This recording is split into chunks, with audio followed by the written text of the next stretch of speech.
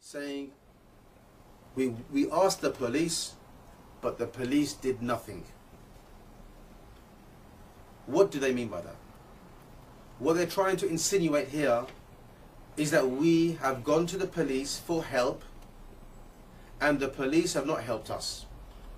And they're insinuating there's an ayah in the Quran where Allah subhanahu wa ta'ala said, and whoever from amongst you, wallahu, meaning goes to them or loves them or has allegiance to them, فَإِنَّهُ مِنْهُمْ, and he is then of them.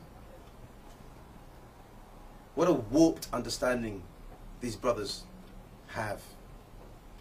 How on earth can you say somebody complaining about harm that is coming to him, that he is now, loving the disbelievers over the Muslims, or to bring harm on the Muslims? This is an exaggeration, it's evil suspicion, and it's taking the news out of its context and placed into a context which the writer or the person who produced that statement wants it to be in. So, in reality, it is permissible for every Muslim, male or female, or even non-Muslim, if they are being harmed by anybody, it's permissible for them to go to the local police and report them, whether they're Muslims or non-Muslims. And I will give you a simple analogy. Your mother, may Allah give her a long life, forgiveness, and she's my mother too. But if somebody was to come now and slander her and beat her, and you found out that person was a Muslim drug pusher, drunk, tell me, if you could not bring that person to justice, you realize you couldn't yourself, would you not go to the police? He's just beaten up your mother. He's burgled your house. He's done everything you under the sun bad to you, and you know who he is, and he's a Muslim. Of course you would. Anybody with their common sense will realize, I can't go and do nothing to this guy. I have got to go to the police. And you will go to the police.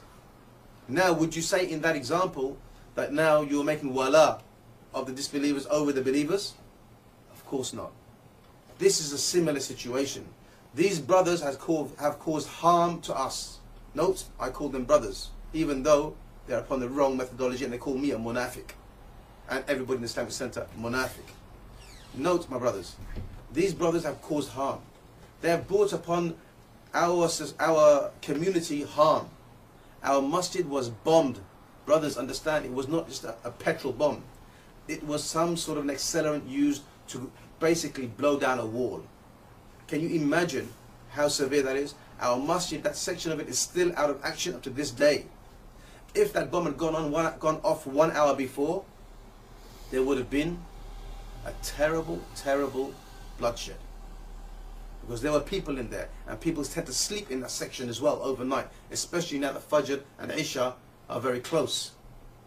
If it went over 2 hours later, it would have been at time of Fajr.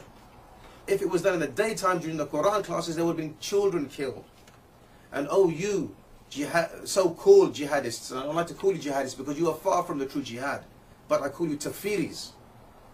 Here you are complaining about the women being killed in Gaza, Muslim women. Here you are complaining about children being killed, showing us pictures of, charred out corpses of babies, of Muslims. Yet you are responsible, or you could have been responsible, for the same thing happening at your doorstep right now in Luton. Take heed. Reflect on your own actions and what you are calling to yourself. So I think I've clarified that third point. Fourthly, you claim that we said that this was a demonstration, and you quote the words of another one of our colleagues.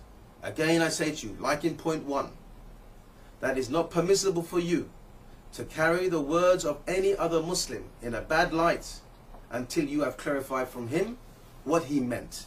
It might just so come out that he says to you, yes, I used the wrong word. Or it might just turn around and come out and say that, this was a misquote. I didn't say this in the first place. You all know we are against demonstrations and protests.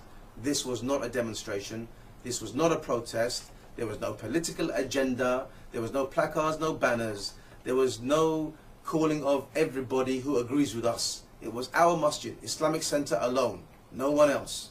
We came out there, and this is what you call forbidding of the evil. And this is what has happened to you. My dear respected brothers in Islam, O Takfiris, listen very carefully to what I'm about to say to you. Shaykh al-Islam Ibn Taymiyyah rahimahullah, he used to go out every Fridays with his students and he used to forbid the evil. When he used to forbid the evil, he would forbid the evil upon the Tatars. And guess who else? The deviant Sufis, who he did not make takfir of. He said they were Muslims, but he forbade the evil with them. And he didn't go out in groups of 2s, 3s, 4s. There were 10s and 100s also.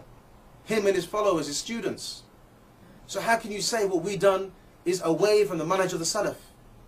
My dear respected brothers, this was an enjoining of the good and the forbidding of the evil and nothing more. And perhaps you need to take a lesson from our actions and do not join demonstrations and protests seeking a political gain which you will never ever get. When in the history of this country has the government ever turned around and said, okay Muslims, we're going to listen to you, you're right, we're going to change our policy, our foreign policy, this policy, that policy. It's all a waste of time. But during your protests, when you go out there to protest, you find mixing with you secularists, communists, socialists, all sorts of people join you there. Women without hijab, women with hijab, mixing, free mixing going on. So many things that are disallowed in Islam go on in these places. And at the end of it, you don't get what you achieve. Whereas we got what we wanted. And that's a clear difference between your protesting and demonstration which you call to and the forbidding of the evil which we done. We achieved our goal. And our goal was to change public opinion about the Muslims. Because the vast majority of Muslims, of non-Muslims think of the Muslims in general as extremists. Because the media irresponsibly put you on show and nobody else. You seem to be the ones whom the media are focusing on and being very irresponsible, not reflecting the true image of Islam and the Muslims in UK. So we set the record straight. And I'm sorry if you're upset and hurt by this, but facts are facts. Finally, I will say, as you have called me a munafiq, then I ask Allah Jalla wa Ala to forgive each and every one of you and guide you aright.